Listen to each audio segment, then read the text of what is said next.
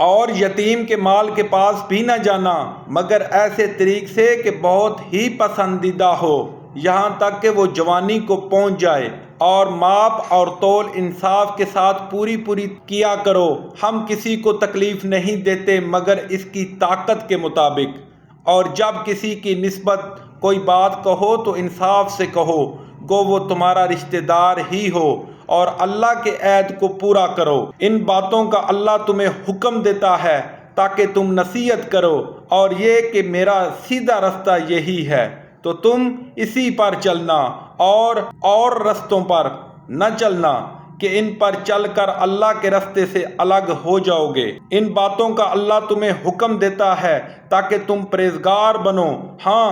پھر سن لو کہ ہم نے موسیٰ کو کتاب عنایت کی تھی کہ ان لوگوں پر جو نیکوکار ہیں نعمت پوری کر دیں، اور اس میں ہر چیز کا بیان ہے، اور ہدایت ہے اور رحمت ہے، تاکہ ان کی امت کے لوگ اپنے پروردگار کے روبرو حاضر ہونے کا یقین کریں۔ اور اے کفر کرنے والو، یہ کتاب بھی ہم ہی نے اتاری ہے، برکت والی،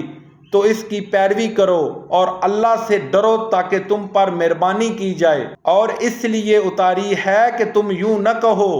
کہ ہم سے پہلے 2 ہی گروہ پر کتابیں اتری تھیں اور ہم ان کے پڑھنے سے معذور اور بے خبر تھے، یا یہ نہ کہو کہ اگر ہم پر بھی کتاب نازل ہوتی تو ہم ان لوگوں کی نسبت کہیں سیدھے رستے پر ہوتے۔ سو تمہارے پاس تمہارے پروردگار کی طرف سے دلیل اور ہدایت اور رحمت آ گئی ہے،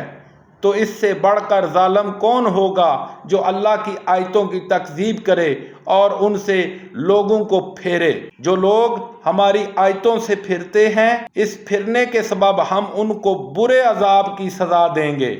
یہ اس کے سوا اور کس بات کے منتظر ہیں کہ ان کے پاس فرشتے آئیں، یا خود تمہارا پروردگار آئے، یا تمہارے پروردگار کی کچھ نشانیاں آئیں؟